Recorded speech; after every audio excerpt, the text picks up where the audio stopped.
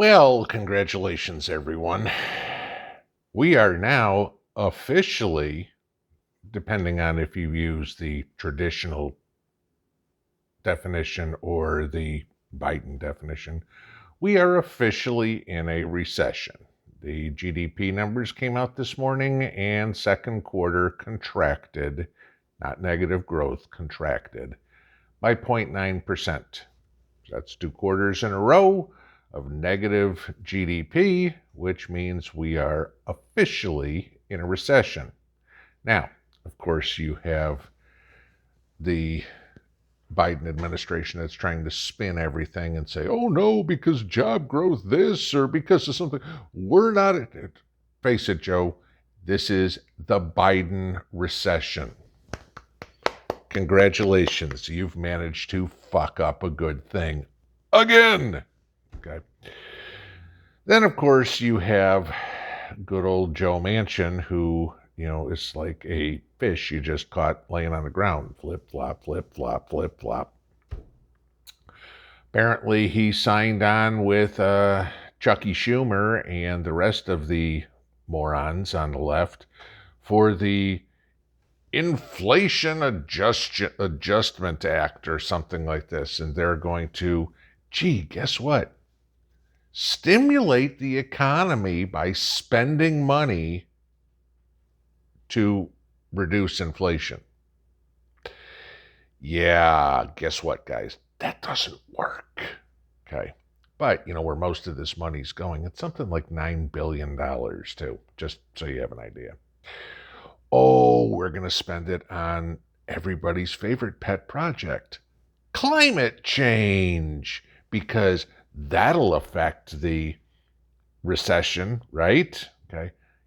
I'll tell you how you use climate change to bring us out of a recession. It's real simple. You admit that climate change is bullshit. You start pumping oil in the United States, and you get us out of a recession. There you go. Simple solution. So stop with all the bullshit that you keep on talking about that's destroying this country, okay, and start doing something that is effective, okay? That would be about it. So that's the joyous economic numbers this morning. Now, it'll be interesting. Numbers came out 15 minutes ago. It's going to be interesting now to see Janet Yellen, who, of course, said the other day, oh, we're not in a recession, nothing at all, blah, blah, blah. It's going to be interesting to see how they spin this, besides negative growth, okay? Oh, that's actually a good number. Things are looking good. We've created jobs. Or, let me see. When you don't have inflation problems and when you're not in a recession, the Fed doesn't aggressively raise interest rates to slow down the money supply. Okay? I swear they think the American public is that stupid.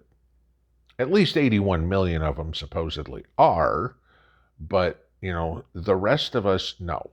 We figure out real quick that groceries are more expensive, electricity's more expensive, gasoline's more expensive. Guess what? This is why we've got these problems. They can talk about the increase in payroll all they want. But here's the deal, guys. All right? If a company's hiring more people, that would mean they want more production out of those people. They can do more production than they used to have the bodies to do.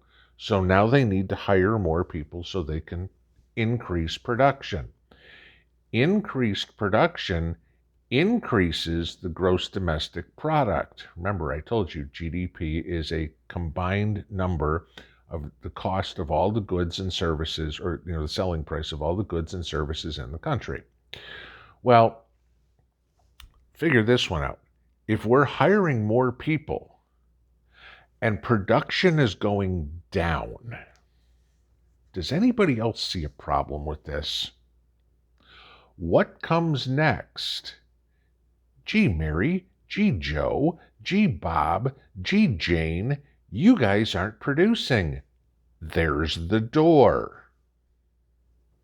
It's how business works, guys. Either you produce or you don't keep working there. Companies just figured, hey, we'll throw people at this problem and that, we'll get it all on track. Well, it's shown now for 6 months that it doesn't work, okay, or didn't work. Usually it will. You hire more people to make production go up. When it doesn't go up, you get rid of those people. They're called layoffs, all right? And we've seen plenty of companies laying off people here in the last month or so, which, oh, by the way, would be the next quarter. Because remember, the numbers we got today on GDP were from end of June, okay? April, May, and June. We're at the end of July. All those people that got laid off in July do not count toward the labor participation rate. Yeah, so it's not going to get better. The government is going to continue to lie to the people, which means CNN, MSNBC, all the cast of characters are going to continue to lie. Now, which brings us to the other thing, and that is how communism works, okay? Which is what they're leading us to. You think about it. I've told you the other day, OANN getting shut down by Verizon, getting shut down by DirecTV, Breitbart getting shut down, on TV, Newsmax having to make a left turn, Fox making a hard left, because that's the only way they stay in business. The political left is restricting what can be said anywhere possible, okay, including the internet. You go through and look on a Google search for stories, okay. Let's take the story on the Aussie Cossack, all right, who obviously is a hardcore conservative and calling out all the bullshit. They threw him in prison in Australia, okay, 10 months. Why? Because he was upsetting the apple cart. He was talking about things that they didn't want, they, meaning the elites, didn't want the public to know. So they've called him a threat to national security and threw him in prison. All right. Well, you're going to get the same thing here, especially going into this election soon, about squashing the conservative voice. And the tech companies have already said they're planning on doing it. All right, they're misinformation. They're not going to let conservative commentary be posted on Facebook, on YouTube, on any, Twitter, anything like this. Conservative commentary is automatically going to be called misinformation. This is how communism works, guys. The only information that you are allowed to hear is one that is approved by the party, okay? And think about how we're already there. The White House press secretaries don't like to take questions from conservative reporters. How Peter Doocy keeps getting questions, I have no idea. But other than that, think of it. It's MSNBC, CNN, CBS, ABC, that's all, Washington Post, that's all they talk to, okay? Think about television programs, okay? Just Hollywood in general. Stuffing the liberal agenda down your throat. Every couple has to be mixed race or has to be gay or whatever it would be. There can't be any, every TV show, last time I watched TV was a year ago, okay? But every TV show had to have a gay character, and they had to have a big part in the show. Right? Otherwise, oh my God, you're not woke. Okay. This is how you are getting trained to accept the liberal idea. I guarantee you with today's GDP numbers, you will see all over the place that, oh, everything's good, don't worry, we're not in a recession. 24/7 you can guarantee the talking points. Wait till you hear the one word, it's like, this isn't a recession or whatever, and it'll be repeated by Pelosi and Schumer and every talking head on TV, and they'll all say the same thing. They're all handed their piece of paper and say, this is the verbiage you're going to use today. It's all to lie to you.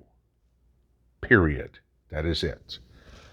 Like I said, the description the other day, since 1974, the definition of a recession is 2 consecutive quarters of negative GDP.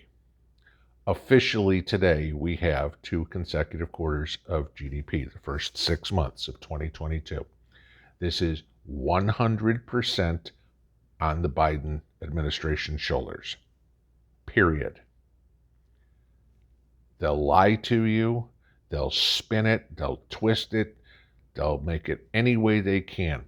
Understand, they have to answer to us. We've all said, okay, the public, I'm not talking about preppers, we've all said the economy's shit for months on end.